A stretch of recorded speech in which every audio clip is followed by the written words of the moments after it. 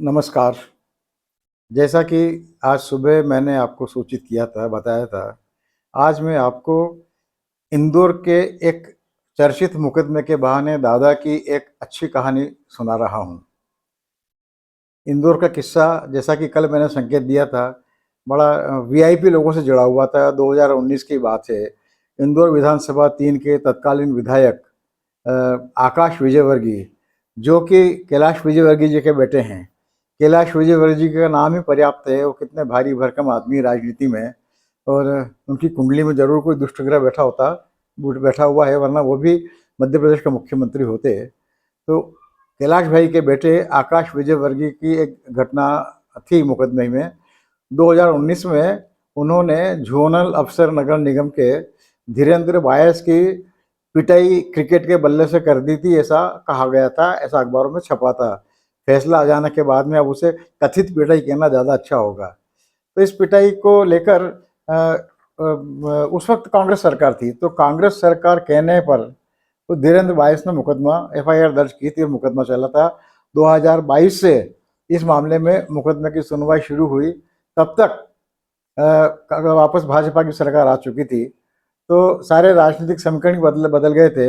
और मजे की बात यह है कि फैसला तो 2024 में आया, लेकिन 2022 में ही लोगों ने कह दिया था कि इसका फैसला ये है कि आकाश विजयवर्गीय बाइज्जत बरी हो जाएगा, इस मुकदमे में कोई प्राण नहीं है। और होते भी कैसे, इस फैसले में जो आया है, मुकदमे कोर्ट ने फैसला दिया है, उसमें जिस धीरेन्द्र नाम के सज्जन की बायस की पिटाई होने का आरोप था, जिसने रिपोर्ट करवाई थी, उस आदमी ने ही कह दिया कि वो पीठ पीछे कौन था। और मुझे नहीं लगता कि आकाश ने बल्ला मारा होगा। सारे गवाह भी पलट गए, और कहा यह भी जाता है कि इस मुकदमे में भाई ने भाई को पहचानने से इनकार कर दिया। ऐसे मुकदमे का फैसला और क्या हो सकता था। आकाश विजयवर्गीय बाइज्जत बरी हो गए। तो और इस मुकदमे के विस्तार के थोड़े से संक्षिप्त ब्यौरे आपको साथ वाली कतरन से मालूम पड़ जाएगा। और कतरन ने साफ साफ लिखा है कि सारी दुनिया ने जिस आदमी को बल्ले से पिटते देखा, उस आदमी ने कहा कि मुझे आकाश ने नहीं मारा। यानी राजनीतिक संदर्भों के मामले में अब क्या कहा जाए, आप हम सब जानते हैं, बहुत सारी बातें बिना कहीं समझी जाती है। तो ये बाइज्जत बरी होने जैसे ही मुझे शब्द पढ़ा, तो मुझे दादा की एक बहुत अच्छी कहानी याद आ गई। ये कहानी दादा की एक कहानी संग्रह है, मनोहर भाभी, ये 2001 में प्रकाशित हुआ था, उसमें संग्रहित है। और उससे कई वर्षों पहले दैनिक भास्कर में छप चुकी थी। और बाइज्जत बरी होना दो तरह से होता है। एक तो कोर्ट में तकनीकी रूप से आदमी बाइज्जत बरी हो जाता है, और एक उससे अलग एक कोर्ट होती है, आत्मा की कोर्ट कहिए, ईश्वर की कोर्ट कहिए, उसमें बाइज्जत बरी होना एकदम अलग बात है। तो वास्तविकता क्या है और कौन आदमी किसे महत्व देता है, ये महत्वपूर्ण होता है। तो दादा की उस कहानी का मैं शुरुआती हिस्सा बहुत संक्षिप्त कर रहा हूँ। एक महिला भरी जवानी में विधवा हो गई, उसका 2 बरस का बेटा था। उसने बड़ी मुश्किल से अपने बेटे को पाला पोसा, जितना पढ़ा सकती थी पढ़ाया, जितना समझा सकती थी समझाया। गांव में वो धार्मिक महिला के रूप में परिचित हो गई, पहचानी जाने लगी। उसका नाम था पानी भाई, तो कहानी में उसका नाम है पानी काकी। और पानी काकी के बेटे का, जो इस कहानी का नायक, उसका नाम है काशी। तो काशी बड़ा विनम्र था, बोलचाल में बड़ा तमीज से बात करता था, सबको आदर देता था, बहुत ही शिष्ट लड़का माना जाता था, शरीफ लड़का माना जाता था। स्कूल में भी सारे मास्टर उसकी प्रशंसा किया करते थे, उससे कहीं कोई शिकायत नहीं थी। और पानी काकी अपने बेटे काशी का मुंह देख देख के जी रही थी कि ये जरूर अपने माँ बाप का और अपने खानदान का, इन सब का नाम रोशन करेगा, गांव का, मेरे दूध की लाज रखेगा, मेरा दूध का मान बढ़ाएगा, नाम बढ़ाएगा। लेकिन होता क्या है कि पानी काकी को पता भी नहीं हुआ, और वो काशी, उनका इकलौता बेटा जिससे सारी उम्मीदें थी, वो स्थानीय अफीम तस्करी के चक्कर में पड़ गया। यहाँ पे छोटे मोटे हमारे मालवा में किसी ज़माने में स्थानीय तस्करी का काफ़ी सामान्य बात हुआ करती थी। तो काशी किसी अफीम तस्कर का कैरियर बन गया, तो कभी कभी किलो, 2 किलो, 4 किलो, 5 किलो अफीम पहुँचाने का काम इधर से उधर किया करता था। और ईमानदार इतना था कि उसे दूसरे गुट ने बहुत प्रलोभन दिए, लेकिन वो कभी उससे विचलित नहीं हुआ। बहुत ही नेक बंदा था, शरीफ बंदा था, पुलिस वाले भी उसकी शराफत के कायल थे। तो वो इतना ईमानदार था अपने धंधे में कि जब भी माल डिलीवरी देने जाता, तो तयशुदा मजदूरी के अलावा भी उसे 150 रुपये ज़्यादा मिल जाया करते थे। इतना अच्छा लड़का था वो। लेकिन होनी को कौन टाल सकता है। हुआ ये कि एक दिन अचानक मालूम पड़ा काशी काकी को, पानी काकी को, कि उसका बेटा 5 किलो अफीम अवैध रूप से ले जाते हुए पकड़ा गया। और खाली पकड़ा ही नहीं गया, 2 गुटों की जुमा झटकी का मामला था, तो उसमें उस जुमा झटकी में एक आदमी की हत्या हो गई और इस हत्या का आरोप लगा काशी के ऊपर। और जिसकी हत्या हुई वो पुलिस का मुखबिर था, तो पुलिस को मामला आगे ले जाने में मजबूरी थी पुलिस की भी। भले पुलिस मतलब सारे हाकिम पुलिस अफसर भी उससे काशी से प्रभावित थे, लेकिन इस हत्या होने की वजह से मामला पुलिस के हाथ से बाहर चला गया और मामला कोर्ट तक चला गया, मुकदमा चला। इस बीच में जिस सेठ का वो कैरियर था, उस सेठ ने पानी काकी को भरोसा दिलाया कि आप चिंता मत करना, आपका रख रखाव, आपका मेंटेनेंस मैं करूँगा। भले ही काशी मेरा बेटा नहीं, लेकिन मेरे बेटे से बढ़कर है, तो उसकी सारी जिम्मेदारी मेरी है। काशी काकी ने कहा कि धन्यवाद। उसे अच्छा ताज्जुब हुआ कि बेईमानी के धंधे में भी लोग इतने ईमानदार हैं कि मेरी चिंता कर रहे हैं। तो फिर भी पानी काकी ने कहा कि नहीं, मुझे आपको कोई मदद नहीं चाहिए। मामला सेशन कोर्ट तक गया। सेशन कोर्ट ने 2 साल की सज़ा सुना दी। अपील हुई। सेठ ने फिर कहा अच्छा से अच्छा वकील करेंगे, खर्च की चिंता मत करना। सेठ ने अपनी ओर से पूरा जोर लगाया। मामला हाई कोर्ट में गया और जैसे तैसे अंततः हाई कोर्ट से काशी बाइज्जत बरी होके आ गया।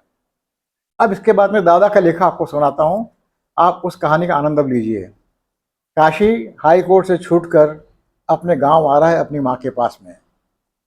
सुनिए, 5-25 लोगों का हुजूम काशी के आसपास ही चल रहा था। सब उसे तरह तरह की नज़रों से देख रहे थे। कोई बोल रहा था तो कोई अनमनेपन से उसके साथ चल रहा था। सभी काशी के अपने थे, पर उसे सब कुछ पराया लग रहा था। वही गांव, गांव की वही होटल, वही गली, वही मोहल्ला, पर काशी को लगा कि कुछ भी उसका नहीं है। दरवाजों पर खड़ी उसकी मुंह बोली भाभियाँ और काकियाँ, बुआएं, बहनें सभी उसे ऐसी नज़र से देख रही थी जिसका कि वो आदी नहीं था। न वह किसी से बोला, न कोई उससे। काशी चुपचाप मंदिर गया और दर्शन करके अपने घर पहुंचा। माँ ने कहा नहा ले काशी, फिर खाना परोस देती हूँ। काशी नहाने की तैयारी में लगा और पानी काकी ने चूल्हा जलाकर खाना बनाने की शुरुआत की। लेकिन काम की उमंग, काकी का उल्लास पता नहीं चूल्हे से उठे धुएं के पहले ही गुबार में गायब हो गया। अपने सगे बेटे के लिए वो खाना बना रही थी, पर उसे आज लगा ही नहीं कि एक माँ अपने पेट की आंत के लिए खाना पका रही है। पानी काकी ने थाली लगाई। नहाकर काशी चूल्हे के पास उसी तरह खाने के लिए आ बैठा जिस तरह 3 साल पहले बैठा करता था। पता नहीं अनायास पानी काकी को क्या हुआ, उसने थाली उठाई और काशी से कहा इधर दरवाजे के बाहर आ जा बेटा। आगे आगे पानी काकी और पीछे पीछे काशी। पानी काकी ने दरवाजे के बाहर बाएं हिस्से पर जमीन को अपने आंचल से साफ किया। काशी को बैठने का इशारा किया। काशी कुछ समझ नहीं पाया, वहीं का वहीं खड़ा रहा।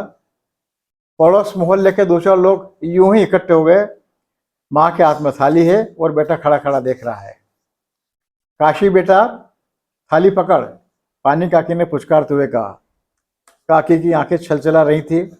काशी ने थाली पकड़ी। काकी ने ढलते सूरज को अपने ढालिए से मतलब दालान से देखते हुए कहा बेटा, अन्न देवता की थाली तेरे हाथ में है। मेरी आंखों में आंखें डालकर एक बार कह दे कि तू बेकसूर है।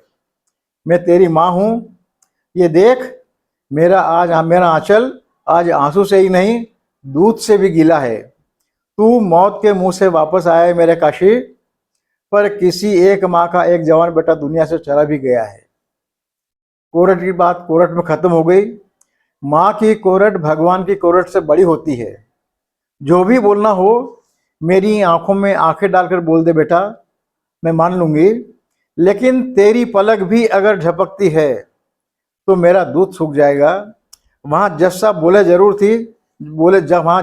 जरूर थे कि तुझे बाइज्जत बरी किया है, पर बेटा वहाँ तो बस बरी हुआ है, बाइज्जत बरी तो तुझे यहाँ होना है।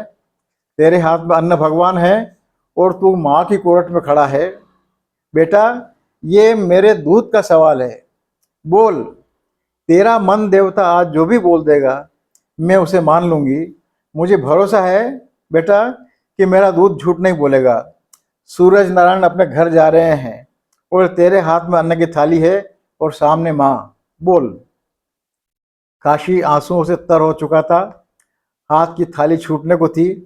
बोलने की कोशिश में वो बस माँ माँ माँ जैसे तैसे कह पा रहा था। पानी काकी ने काशी की थाली अपने हाथ में ले ली, काशी को सहारा दिया।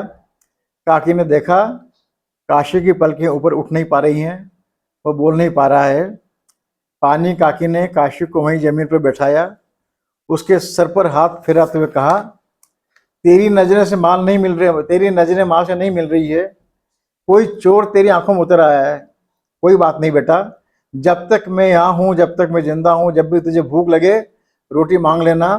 पर बेटा अब तुझे खाना खाने के लिए बैठना चूल्हे से दूर दरवाजे के पास इसी जगह बैठना पड़ेगा। आते जाते लोग देख तो लें कि ये बाइज्जत बरी आदमी माँ की कोर्ट में किस तरह से सजा भुगत रहा है। कहकर पानी काकी चूल्हा संभालने अंदर चली गई। काशी ने कांधे का गमछा मुंह में ठूसा, शायद वो अपनी निकलती हुई चीख को रोकने की कोशिश कर रहा था। थाली में दाल की कटोरी और ताज़ी रोटी पर काशी के आंसू टप टप गिर रहे थे। मुझे लगता है मित्रों, इसके बाद कुछ कहने को बाकी नहीं बच जाता है कि कोर्ट का बाइज्जत बरी होना और सचमुच का बाइज्जत बरी होना, दोनों में कितना अंतर है। अब मुझे और कुछ नहीं कहना है। बहुत बहुत धन्यवाद। आपको उम्मीद है ये कहानी अच्छी लगी होगी। नमस्कार, मैं विष्णु बैरागी।